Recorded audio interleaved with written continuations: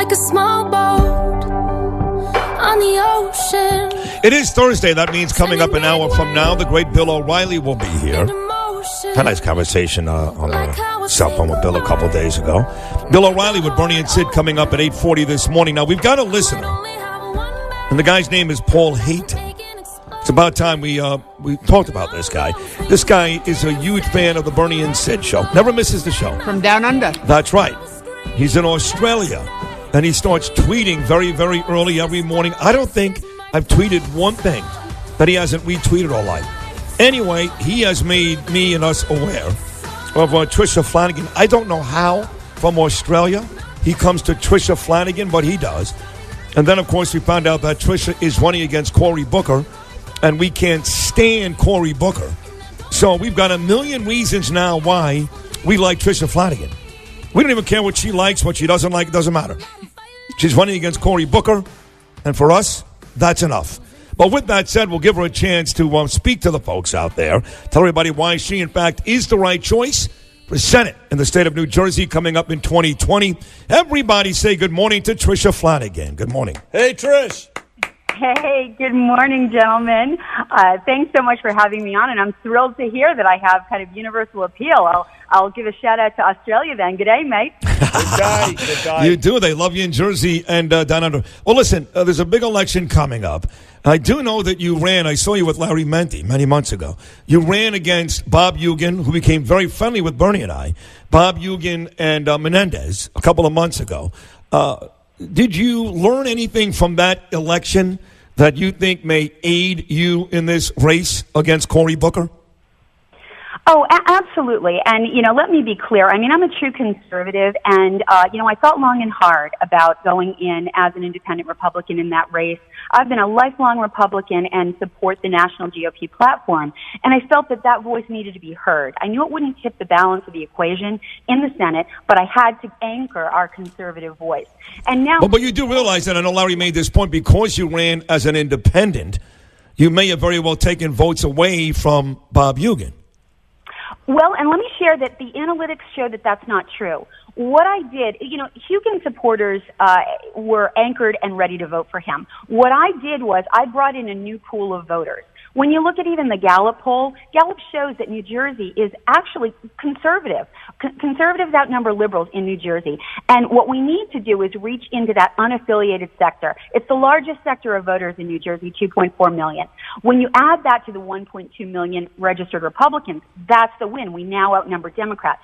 So what I did was I reached out to that new cohort of voters, brought them in, and now we're ready to be conservative united into 2020. That's how we're going to beat Booker. And you have quite the resume, Tricia Flanagan, a healthcare expert, CEO, biochemist in oncology, mother of three, in addition to all of that. And this guy, Cory Booker, he's never worked, never had a legitimate job in his life. He's a career politician, and he's going to opine on changing 1/6 of the economy, Medicare for all. What do you say about that? Well, you're exactly right. He has no real-world experience, no real-world perspective, and New Jersey is suffering. And, I've been told that at this U.S. Senate seat level, there's really nothing that we can do to affect New Jersey, and that is a flat-out lie. That's the seat that should work at the fulcrum of the 10th Amendment and the overarching Constitution. We have to have a representative that will help New Jersey at the federal level when we push from the top down, when we get rid of Murphy in 2021, and when we fill the state legislature with true conservatives. That's how we tip the balance. And you're right, Booker's got to go. He's wrong for New Jersey. He's certainly wrong for America, and he has nothing to stand on in the practical world. No, he doesn't. Tricia Flanagan on with Bernie and Sid right now. There was another school shooting, as you know, Trish, in Colorado. Once again, for the second straight time, one of the students, actually, in an unbelievable show of courage, took a couple of bullets to ensure the rest of the kids would survive. And, of course, that always turns into a Second Amendment fight. We don't talk about the mental health of some of these kids, whether it was a kid in Colorado or Lanza in Connecticut or the Aurora shooter. It goes right to the Second Amendment. And I know that Cory Booker is one of those guys that's got a full-out assault on the Second Amendment, something, of course, that you don't. Absolutely. And let me say that young man in Colorado died a hero and will be remembered as a hero. And you're right that Cory Booker, I call him a Second Amendment extremist. Why punish lawful gun owners for something that the mentally incapacitated have done? I think you're right that the answer really lies in understanding what triggers these people to commit these horrific crimes.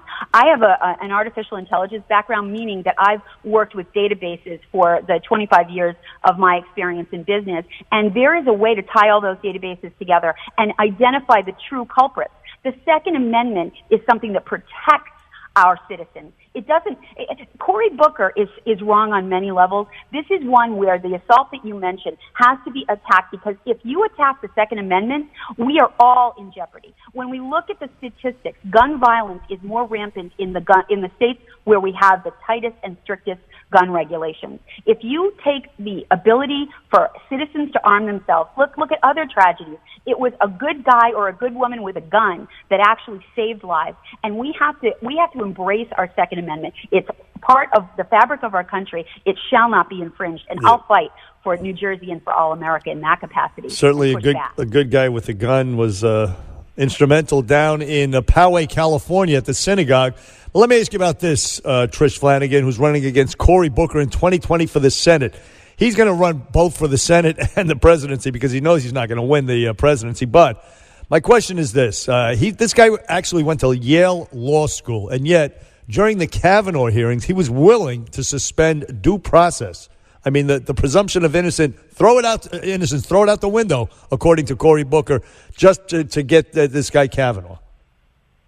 Well, that's right, and it underscores how Cory Booker has really gone off the deep end. I mean, he's one of the extreme liberals that gets triggered emotionally and think that we all have to suffer for that. The way he went after Kavanaugh was abhorrent.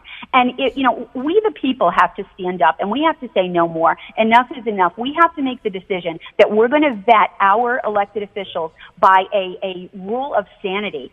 And, when you look at exactly what you're talking about, the position that Cory Booker takes, he's running he's in the political theater. He's running for president and Senate at the same time, which we can thank Phil Murphy for. That should never have been, but it is what it is. I don't believe he's going to get the nomination for the presidency, but now it's our next step to make sure that we restore this to fiscal sanity, to political sanity, and we get rid of this extremism that we see every day in this political theater from Cory Booker. Tricia Flanagan, who could become the first woman, by the way, ever, to win Senate New Jersey coming up in 2020. But you've talked about that. That's not what this is about. This is about your philosophies, not your gender. I know that you're a big supporter of President Donald Trump, which is good, especially on this show. And I would ask you this. You know that the Democrats are trying to hold Bill Barr in contempt after what happened with the Mueller report a couple of weeks ago. How ridiculous do you think that is? Well, when we were just talking about political theater, right, and that's the theater in its worst form. It was crystal clear from the hearing yesterday that those Democrats do not want to have an application of justice. What they want is they want fodder for their ridiculous agenda moving forward. Their one and only goal is to impeach President Trump. Mitch McConnell said it best. Case is closed. The game is over. We are done with this. How much more do we have to invest as a country and as a society in what has already been deemed irrelevant? It's a witch hunt. It's another underscore of why we have to put the right people in the right place at a time such as this. Unless we want this crazy theatrics in the Senate, what's being done for the people? What's being done for policy? We elected these officials to do that. They're more interested in their own political agenda and ego, and they're sacrificing the American people in the process. Well, the last question, Trish Flanagan, running against Cory Booker for the Senate. He gets all these adoring profiles in the media, of course, for what he did in Newark. But from my understanding, Newark is still a mess. He was the mayor of Newark, of course, for a long time. And it's not any better than it was 15 years ago. Oh, that's right. I call him the looter of Newark. I mean, you just have to look in his own backyard to see how bad he is for not just the state, but all America. I mean, when you look at political agenda does not meet the practical needs of the state. It goes back full circle to his lack of experience. He's got these pie-in-the-sky ideas, everything from supporting the Green New Deal to making sure that New Jerseyans are taxed and completely shredded in his walk to his own in his own political world. It's really time. He's done enough to New Jersey, and it's time we stand up and elect someone that's right for that seat, for our state. And I believe that's going to be me. And I hope to stay close with you as I walk this journey. I'd love to go through my 5-point policy plan about practical issues and practical solutions that all New Jersey will benefit from. Oh, well, give us, for people that want to learn more about your candidacy, maybe help out, maybe donate, where do they find out more about Tricia Flanagan?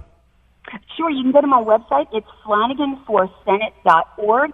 And my cell phone number is right on the website. I always say that this is your seat and your voice, New Jersey, and I'll make sure that Washington, D.C. doesn't feel so far away anymore. I want to hear from you, and I want to share my solutions to make New Jersey better than we've ever been. Love it. Listen, you were great. Of course, we are endorsing you, Bernie and Sid, which has been the kiss of death, but listen, it's okay. We think you stand for all the right things, and we're here for you, whatever you need for the next couple of years. So good luck, okay, and come back.